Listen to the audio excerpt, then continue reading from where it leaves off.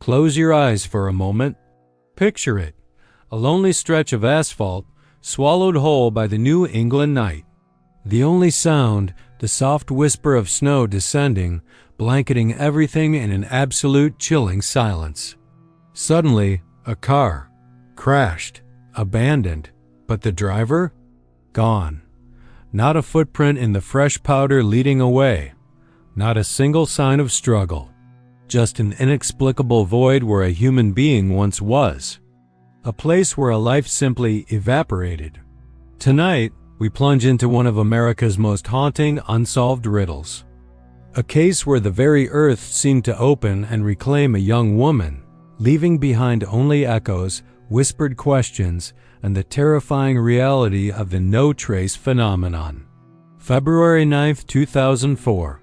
For 21-year-old Maura Murray, a bright nursing student at the University of Massachusetts Amherst, this day marked not just an ordinary Monday, but the precipice of an unimaginable mystery. Maura was vibrant, an athlete, dedicated to her studies, a young life seemingly on course for a promising future. Yet, beneath this veneer lay unacknowledged strains, personal burdens that weighed heavily, known only to her closest circle. On that pivotal day, Maura began a series of actions that, in hindsight, scream of an impending, desperate journey. She crafted a lie for her professors and her work supervisor, claiming a fabricated family emergency, stating she'd be gone for a full week. She emptied her bank account, withdrawing $280. She purchased alcohol. Her destination? Unknown. Her true purpose? A chilling blank. With a packed backpack and her black Saturn sedan, Maura drove headlong into the unforgiving grip of a New England winter, unknowingly steering herself towards an enigma that would baffle investigators and torment a family for 2 decades. At approximately 7:27 p.m., the stillness of Route 112 in Woodsville, New Hampshire, was shattered. A local resident heard it, a jarring thud, the unmistakable sound of a crash. Maura Murray's 1996 black Saturn, the same car that had carried her into the unknown, lay twisted off the road, having collided with a snowbank and a tree. A passing bus driver, Butch Atwood, a good Samaritan, stopped to offer help. He later recounted seeing Maura inside the car, visibly shaken, yet seemingly unharmed. She, according to Atwood, adamantly refused his offer to call the police, insisting she had already contacted a claim that would later prove unlikely given the lack of cell service in the area. Atwood, his unease growing, continued home and made the call to authorities himself. Within a mere 10 minutes, a police officer arrived at the scene. But what he discovered sent a profound chill through the New Hampshire night. The car was there, headlights still cutting through the gloom, doors locked, but Maura Murray was gone, simply vanished.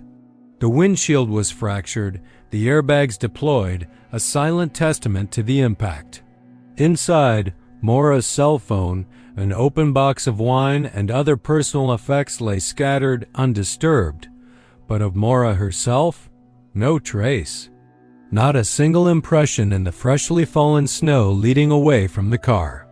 No signs of a struggle. No discarded clothing. It was as if the brutal New Hampshire wilderness had simply opened up and swallowed her whole, leaving behind only the chilling, empty shell of a vehicle and an agonizing silence.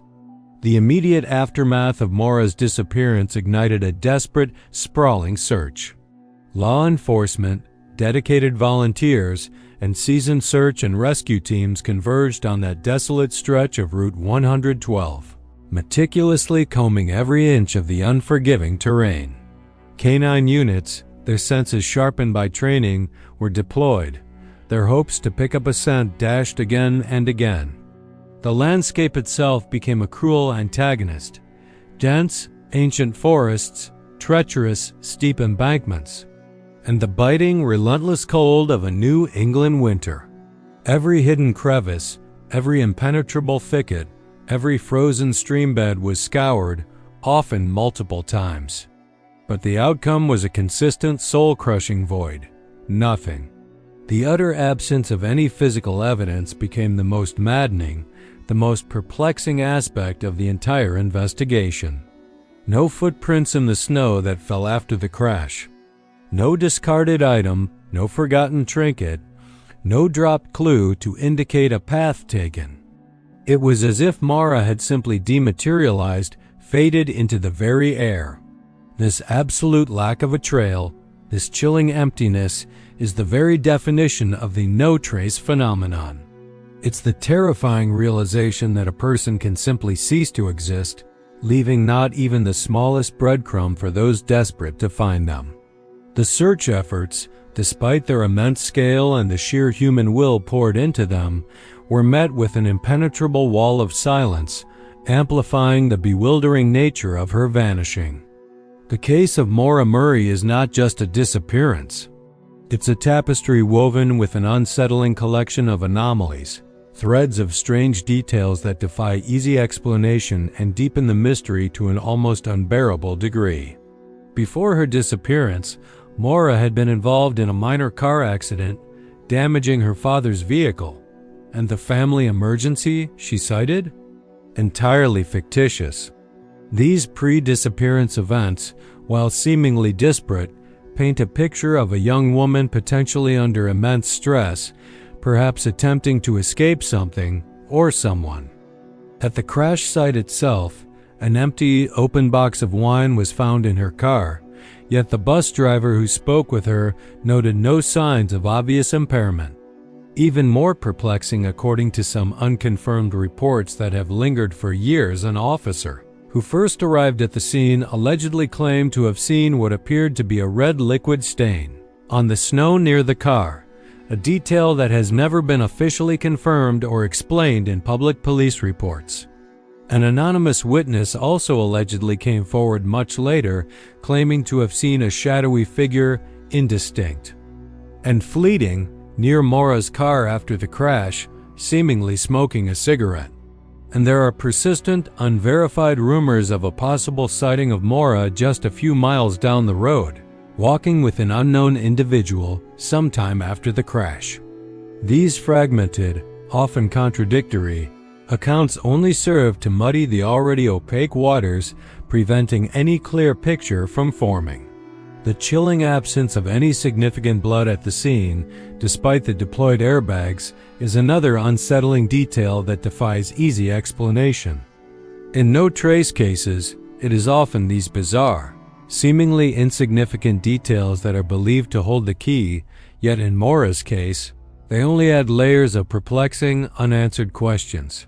With no definitive answers, the void left by Maura's disappearance has been filled with a multitude of theories, each one more unsettling than the last, each pushing the boundaries of logical explanation.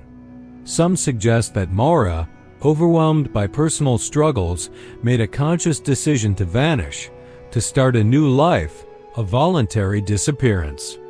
But the sheer brutality of the elements, the lack of any survival gear, and her absolute silence for 2 decades make this theory incredibly difficult to accept. How could anyone survive such conditions or maintain such an absolute disappearance without leaving a single trace? Others lean towards the chilling possibility of foul play. Was she abducted after the crash? Did she, perhaps, accept a ride from a seemingly helpful stranger whose intentions were anything but?